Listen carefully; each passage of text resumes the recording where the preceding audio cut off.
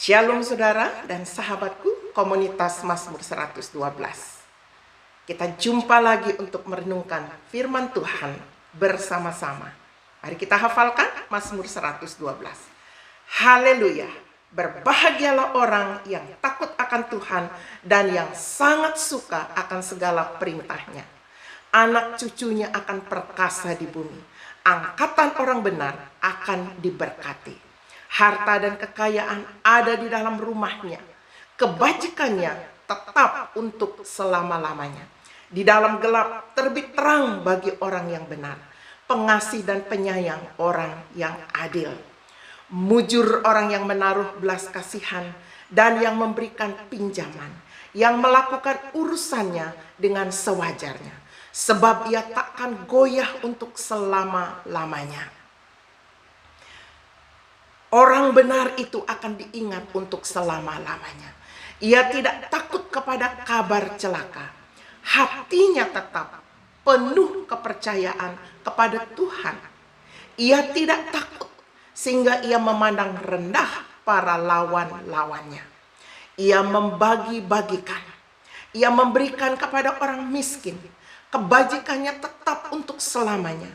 Tanduknya meninggi dalam kemuliaan. Orang fasik melihatnya lalu sakit hati. Mereka menggertakkan giginya lalu hancur. Keinginan orang fasik menuju kepada kebinasaan. Itulah serangkaian berkat-berkat yang akan menyertai kehidupan orang yang takut akan Tuhan dan yang sangat suka akan segala perintahnya. Marilah kita memulai hidup yang takut akan Tuhan dari diri kita, sehingga generasi kita, anak cucu kita diberkati seperti yang Tuhan janjikan. Kita berdoa sebelum kita melanjutkan perenungan firman Tuhan hari ini. Tuhan yang empunya firman, yang mencipta dari yang tidak ada menjadi ada, terangilah hati kami, sehingga kami mengenal Engkau dan kebenaran-Mu, serta melakukan dalam nama Yesus. Amin. Saudara, kita melihat sebuah gambar di sini. Mungkin saudara bingung, apa ini? Ini adalah gambar sebuah tempat retreat milik Gereja Kemah Injil Indonesia yang disebut Wisma Pangestu. Ada apa cerita di balik gambar ini?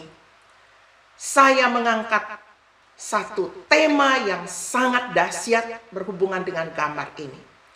Adakah sesuatu yang mustahil bagi Allah? Tentu jawabannya tidak. Tetapi bagaimana proses itu kita bisa alami? Ada cukup banyak ayat Alkitab yang menuliskan tentang kata-kata ini, kemustahilan. Misalkan dalam Yeremia 32 ayat 27. Sesungguhnya akulah Tuhan, Allah segala makhluk. Adakah sesuatu apapun yang mustahil untukku?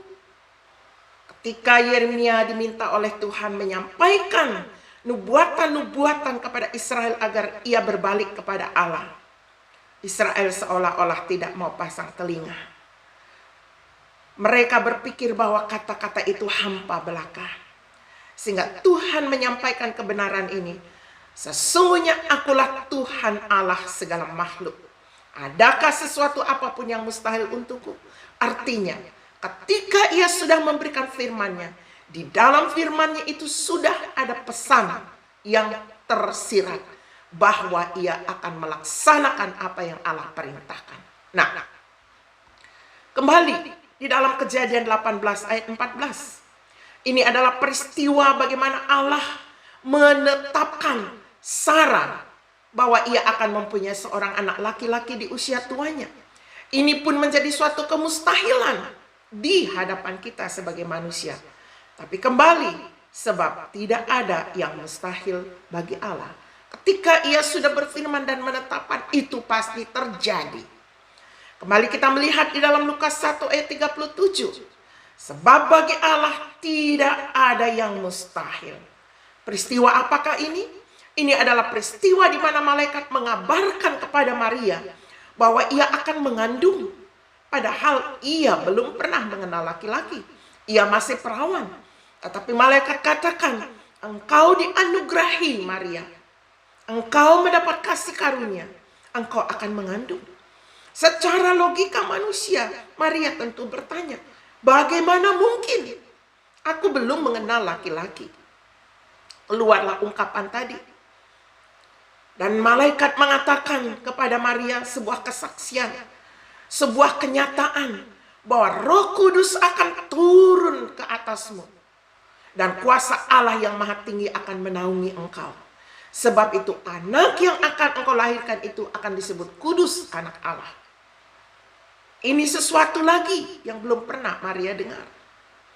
Malaikat juga memberikan lagi kesaksian bahwa Elisabeth, tantenya, juga sedang mengandung seorang anak laki-laki, dan ini sudah usia ke-6 bulan di usia masa tuanya.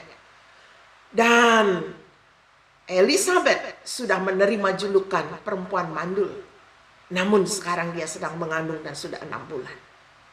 Berdasarkan kedua kenyataan itu, malaikat mengunci, sebab bagi Allah tidak ada yang mustahil.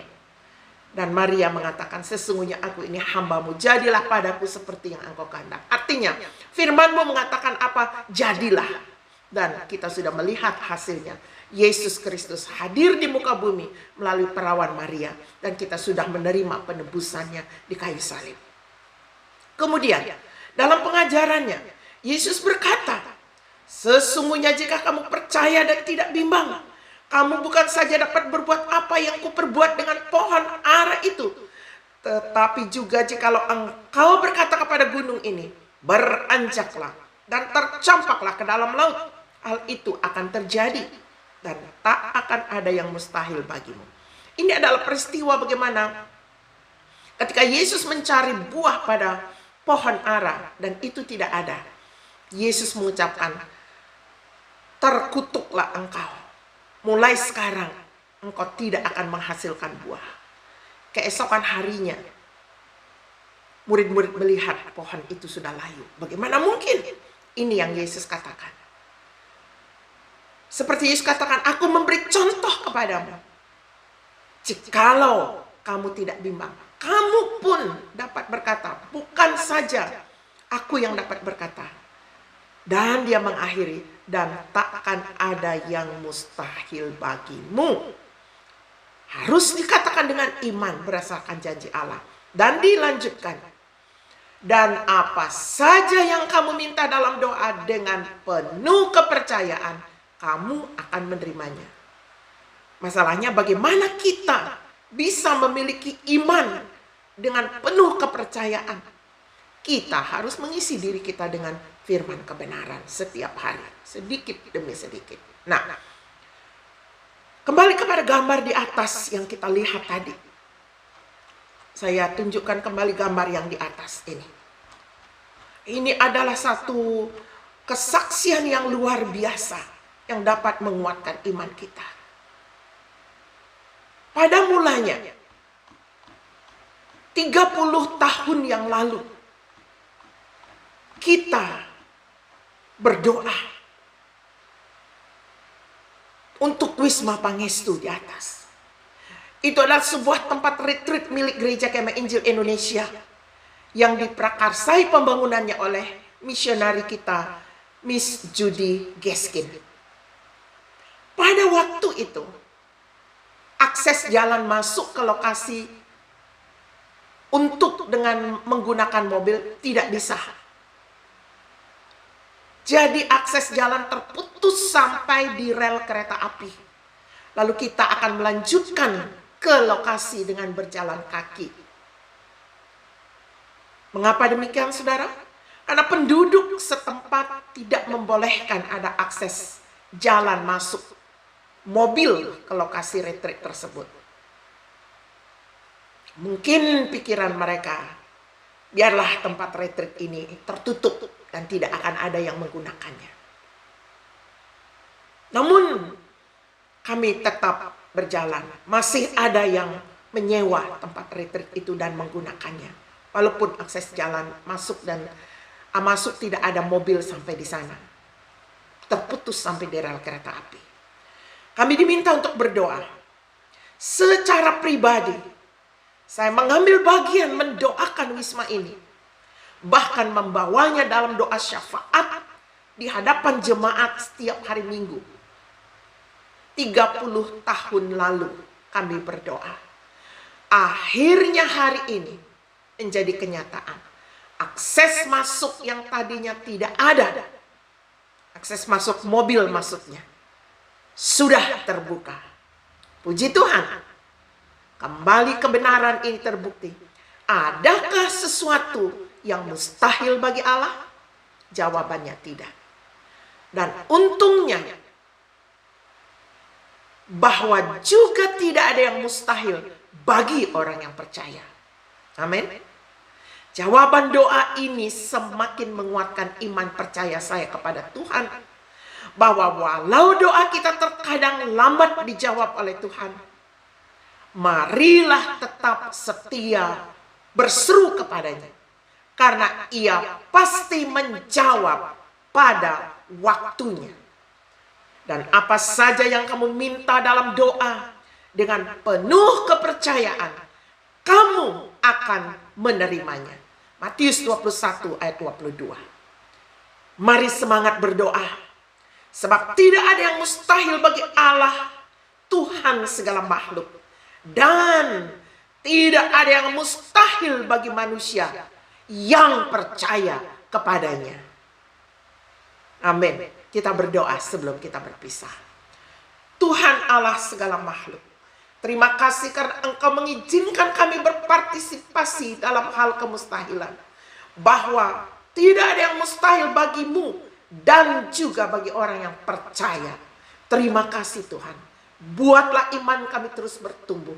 Kami akan menyukai firman-Mu dan melakukan dalam nama Yesus. Amin.